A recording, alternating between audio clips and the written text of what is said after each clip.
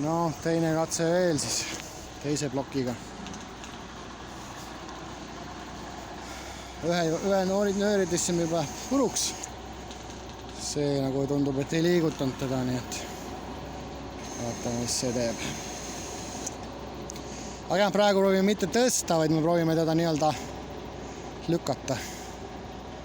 Et ta sõidab selle poomiga välja ja see siis surub teda.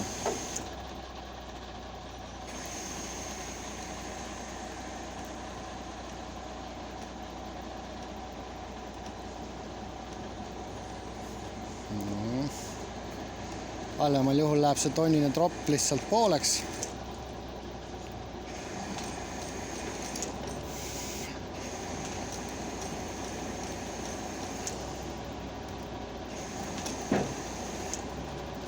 Midagi ragiseb hetkel.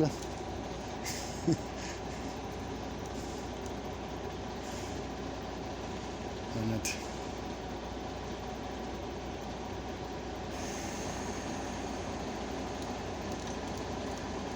No, see.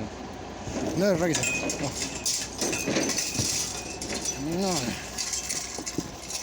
No, selle saime ka lahti.